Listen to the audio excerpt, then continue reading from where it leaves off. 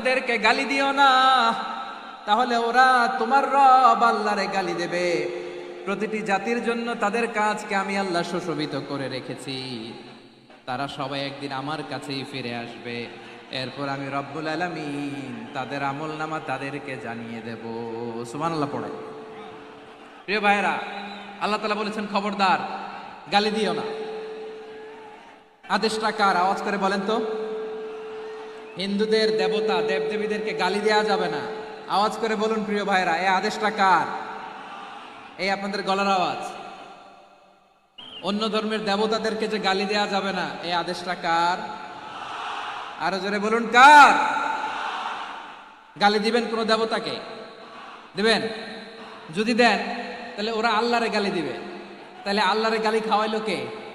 আপনি, ঠিক কিনা বলেন? আমি আল্লাহকে গালি খাওয়ানোর কারণ হলাম, কারণ আমি যদি গালি না দিতাম ওরা আমার রবকে গালি দিত না। আওয়াজ করে বলেন ঠিক কিনা?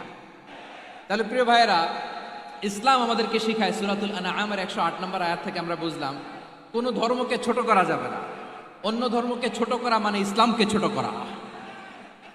অন্য ধর্মের দেবতাকে গালি দেওয়া মানে আল্লাহকে গালি খাওয়ানো। আওয়াজ করে বলেন ঠিক কিনা? খবরদার, এটা করা যাবে না।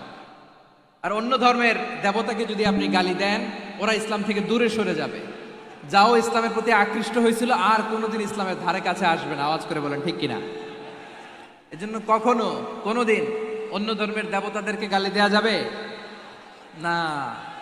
অন্য ধর্মের কোনো দেবতাদেরকে আমরা গালি দিব না, গালি দিব না, বরং ইসলামের beauty, the beauty of Islam, ইসলামের সৌন্দর্যকে আমরা তুলে ধরবো। আমরা যদি বিশ্বনবী সাল্লাল্লাহু আলাইহি ওয়াসাল্লামের জীবনের দিকে তাকাই, তাহলে আমি দেখব বিষ্ণু ইসলাম মক্কাতে কিংবা মদিনাতে অন্য ধর্মের লোকদের সাথে খুব পিসফুলি লাইফ লিড করেছেন। হোক মুশরিক, হোক খ্রিস্টান, হোক ইহুদি, বিশ্বনবী সবার সাথে মিলেমিশে ছিলেন। আলহামদুলিল্লাহ বলেন। ইসলাম হচ্ছে পিসফুল রিলিজিয়ান। অন্য ধর্মের প্রতি সহনশীলতার সবক ইসলাম আমাদেরকে দেয়। কিন্তু প্রতিটি মুসলিমের এটা মনে রাখতে হবে, আল্লাহর কাছে পছন্দনীয় গ্রহণযোগ্য ধর্ম, জীবনাদর্শ একটি, সেটা হচ্ছে ইসলাম। আওয়াজ করে বলেন সেটা কি? লালমনিরহাটের ভাইয়েরা আওয়াজ করে বলুন, আল্লাহর কাছে মনোনীত ধর্ম একটি, সেটা কি?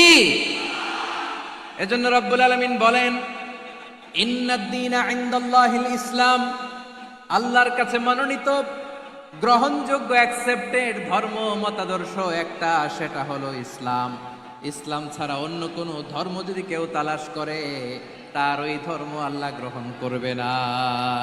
ওমাই ইয়াবতাগি গায়রাল ইসলামি দীনান ফালাই ইউকবালা মিন ওয়া হুয়া ফিল আখিরাতি মিনাল খাসিরিন।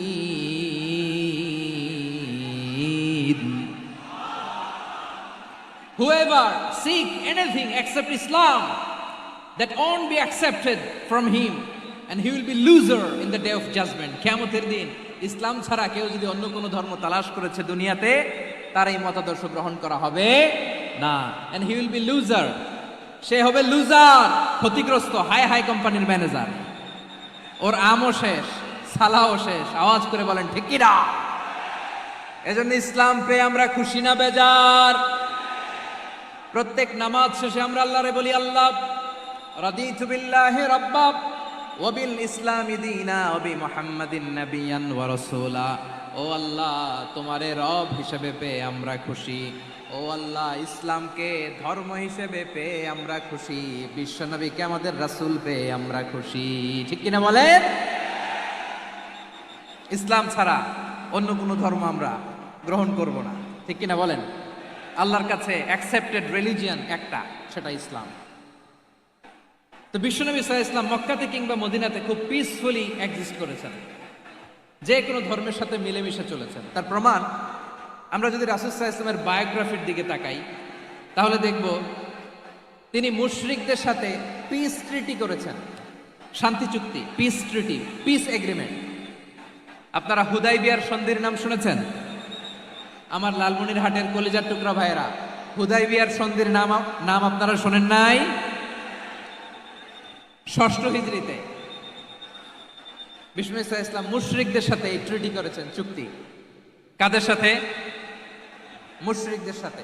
আমরা তো মুসলমান মুসলমান বসতে পারি না, আমরা দুই মুসলিম ভাই একসাথে বসে চা খেতে পারি না, গল্প করতে পারি না। বিষ্ণু ইসলাম মুশরিকদের সাথে ট্রিটি করেছেন, হুদাইবিয়ার সন্ধি। এই সন্ধির আগে মক্কা থেকে কেউ মদিনায় যেতে পারে না, মদিনা থেকে কেউ মক্কায় যেতে পারে না, কিন্তু এই সন্ধির পরে ট্রাফিক স্বাভাবিক হয়ে গেল। মক্কার লোকেরা মদিনায় আসতে পারে, মদিনার লোকেরা মক্কায় আসতে পারে।